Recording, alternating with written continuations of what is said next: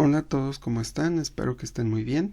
El día de hoy vamos a comenzar esta serie de videos enfocados a conceptos avanzados sobre funciones, ¿no? Que ya habíamos estudiado cuando revisamos los fundamentos teóricos de la programación funcional, donde justamente veíamos que el cálculo lambda, o más bien que en el cálculo lambda, las funciones podían tomar otras funciones como argumento e incluso devolver otras funciones como resultado, ¿no?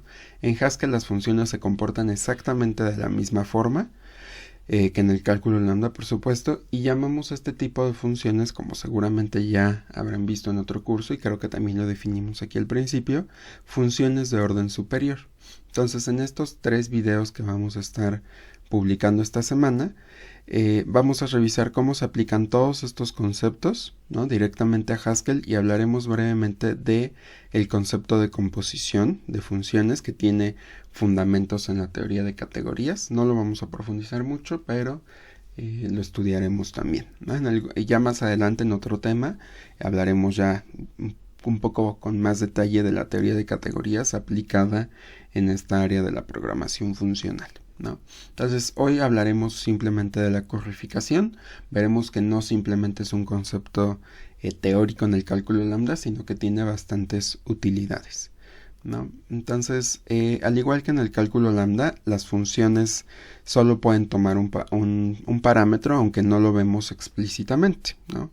Esto se debe justamente a la azúcar sintáctica que está aplicando Haskell, de manera que nos sea más sencillo entender la sintaxis, ¿no? Es como mucho más sencillo definir una función de n parámetros que estar pensando que todas las funciones reciben un parámetro y hay que devolver una función como resultado, pero en realidad sí ocurre esto dentro de Haskell, ¿no? Todas las funciones que hemos visto hasta este momento tienen una currificación implícita, de forma que podemos aplicar las funciones parcialmente, ¿no? Por ejemplo, podemos definir la función que obtiene el máximo entre dos números de esta manera, ¿no?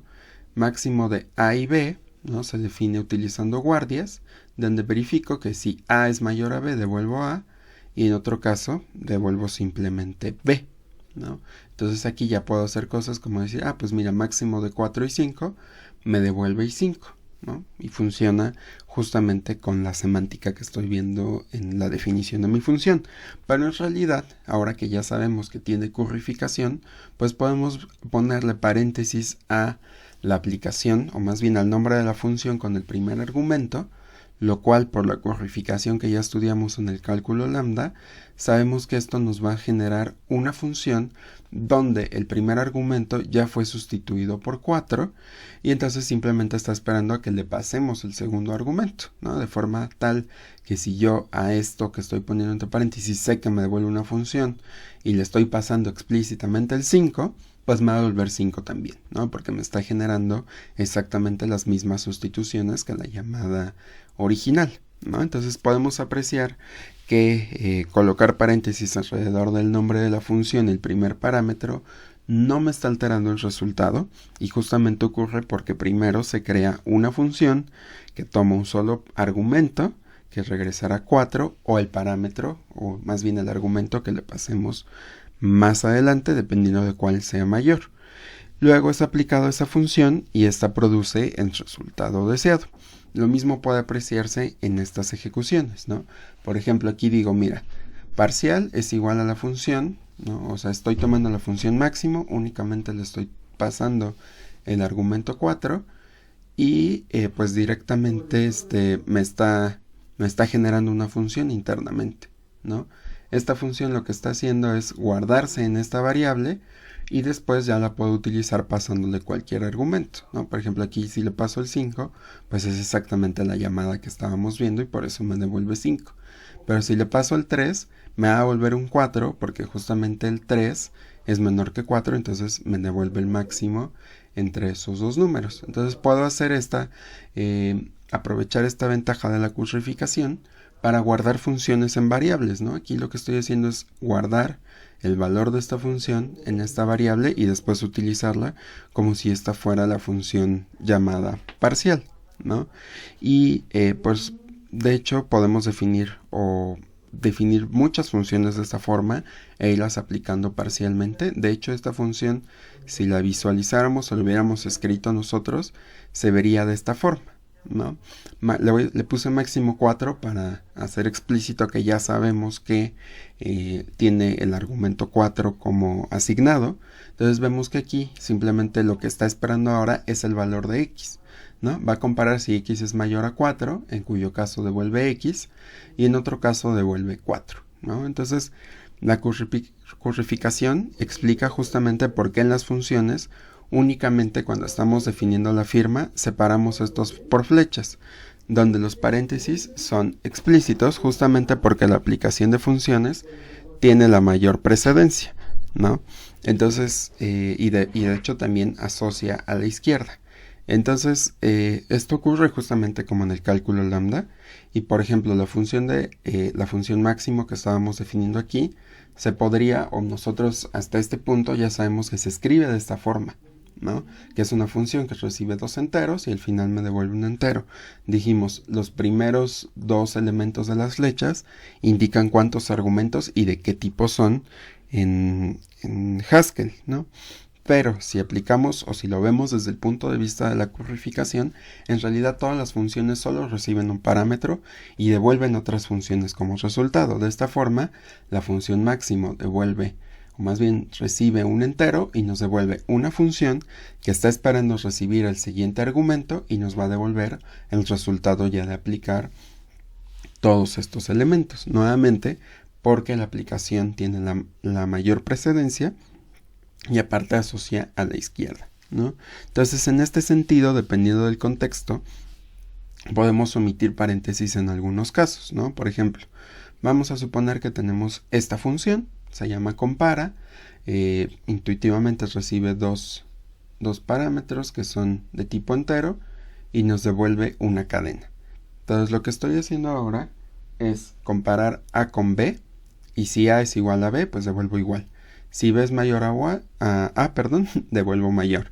Y si B es menor a A, devuelvo menor. Entonces simplemente estoy devolviendo una cadena que explique cómo se relacionan dos variables enteras, ¿no? Entonces, utilizando esta definición podemos dar otra función que indique la relación que hay entre cualquier número y el 1729, ¿no? Entonces, por ejemplo, aquí lo que estoy haciendo es comparar la x que me pasan como parámetro o como argumento con el 1729, ¿no? Entonces quiero ver si el 1729 es igual, mayor o menor que la x que me están pasando en mi función, ¿no? Entonces, por ejemplo, si hago compara de 2 y 3, pues me devuelve mayor porque 3 es mayor que 2. Y si hago compara 1729 con 3, me devuelve menor porque 1729 es más grande que 3, ¿no? Entonces, si aplicamos lo que ya sabemos ahorita de currificación en nuestra función compara 1729, podemos omitir el parámetro x, pues sabemos que al omitir el segundo argumento de compara, se crea una función que espera el segundo valor, ¿no? O sea, estamos haciendo ya una currificación. Entonces lo vemos de esta manera.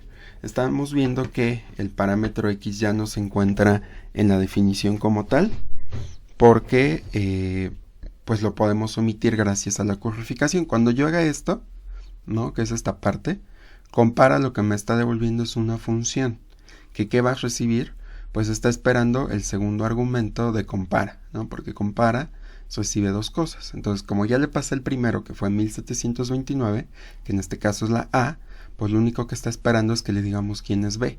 Entonces la podemos aplicar parcialmente y se está guardando tal cual en esta, véanlo como si fuera una variable, y por eso el tipo de la función o de compara 1729 es una cadena, porque lo que nos va a devolver esta función que estoy generando es una cadena, ¿sale?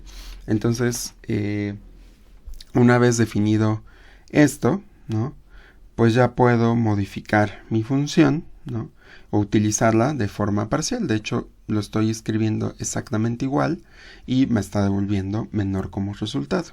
No está alterando absolutamente en nada que omita algunos parámetros, ¿no? Entonces, es bastante bonito porque podemos escribir funciones un poco más compactas y que nos hagan más fácil la vida, ¿no? Entonces, otro uso que le podemos dar a la currificación es la definición de funciones infijas, ¿no? Ya habíamos visto, por ejemplo, a la suma, la resta, la división, que eran elementos prefijos, pero que los podíamos utilizar infijamente, gracias a que Haskell da ahí alguna especie de azúcar sintáctica.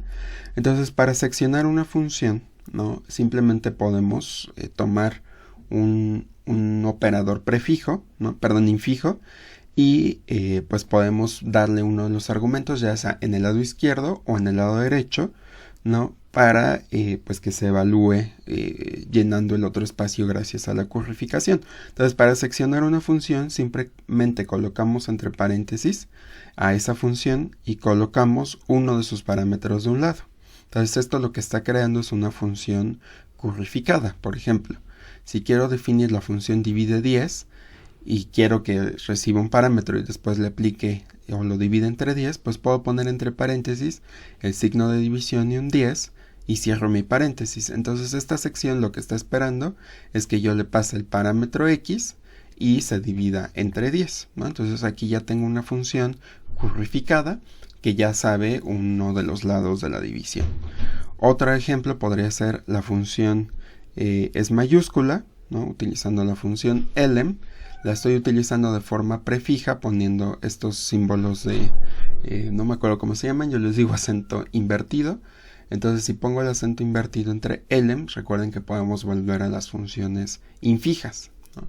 Entonces aquí ya estoy mandando llamar a elem de forma infija, le estoy pasando el lado izquierdo, que en este caso es una letra de la A a la Z utilizando un rango. Lo que me está generando es todas las letras del abecedario en mayúscula, por supuesto. Entonces aquí cuando yo le pase el argumento, que en este caso tiene que ser una letra, me va a mostrar si es elemento de esta lista.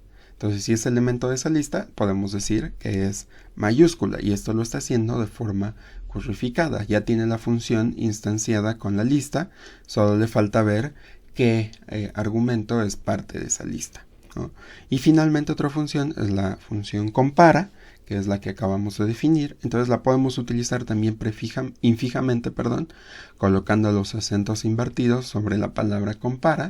Entonces aquí lo que estoy haciendo es comparando el 2 y está esperando que le pasemos el siguiente argumento, ¿no? Entonces estas tres funciones pues ya funcionan bastante bien, están funcionando como cualquier otra función, pero estamos aprovechando este concepto de la currificación, ¿no? Entonces, bueno, este video es un poco cortito, pero no quise como mezclarlo con otro tema para que quedara mucho más claro cómo funciona la currificación, cómo podemos aprovechar estas ideas para definir funciones mucho más compactas, que nos hagan más fácil la vida, ¿no? Y pues bueno, ya saben que si tienen alguna pregunta nos la pueden expresar por medio de Classroom o directamente en los comentarios de este video. Entonces yo los veo en otra lección, se cuidan, bye.